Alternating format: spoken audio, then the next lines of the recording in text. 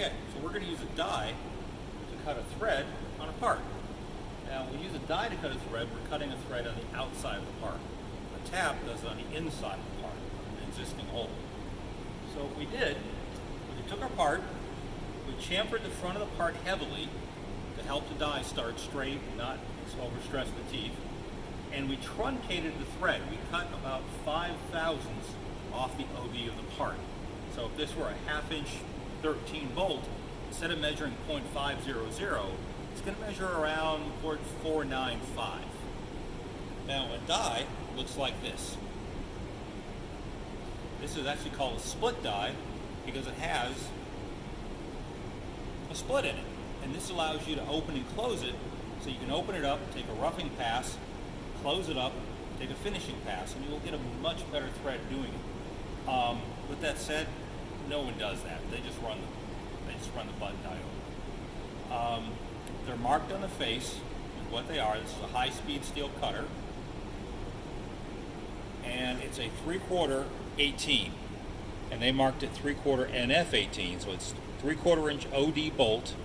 It's a National Fine Series thread, 16 TPI. I thought it said 18, it says 16. Now, this is the side that's intended to go on first.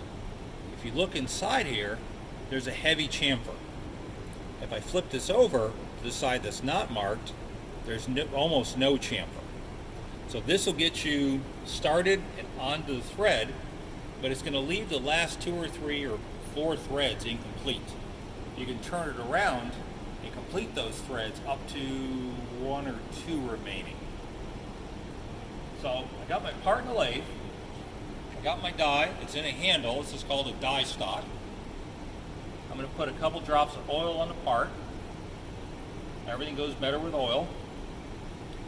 And I'm going to run this on. Now, I've turned the machine off, I've pushed in the E-stop so that it can't turn on when I'm doing this, and I've turned it down to low range.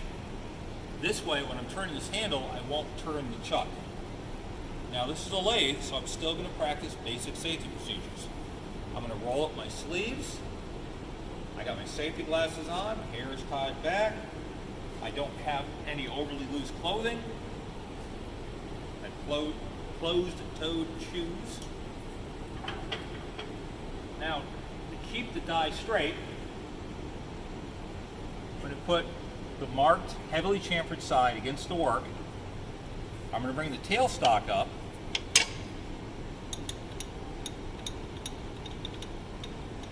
And I have the jaws all the way back in the chuck. This is a drill chuck.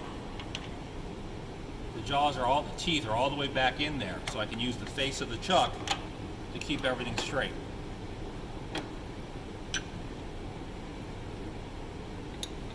So I'm going to run tailstock up. I'm going to keep very light pressure on it, and I'm going to turn. About every 2 turns, I'm going to back it off half a turn, and this breaks that chip that's forming inside it. Now, this is a really poor way to make a thread. It's fast, it's easy, it's cheap, it requires very little training, but it's really a poor thread. The form's wrong, the lead error is wrong, it has a tendency of tearing the metal, but it's cheap and easy. So I'm going to show you guys how to do it. Now, I've gone about as far as I can go. Tailstock, get it out of the way, back it up.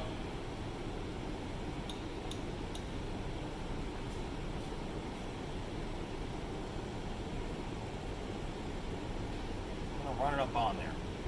Now this is a 1/2-13 die, this is a 7/16 material, so it's not going to show up as a sharp point. But for instructional use, it was good enough. It's what I had.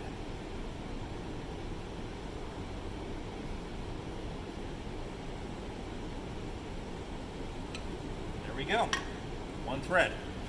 Careful, this might be very sharp. I'd use an air hose to clean this off after I took it out of the machine. And if you compare that to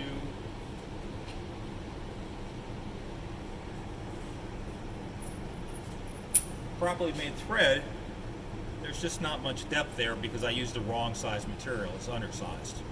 So this will look a little better than that on the one that you actually make. But there you go, that's how you use a die. So now I'm going to go ahead and clean up the machine, put my tools back, put my drill chuck back, and remember to get the drill chuck out, you run the quill back, and the drill chuck will hit a stop on the inside, and it will pop out. Once it's popped out, you're good to go. And put all your tools back.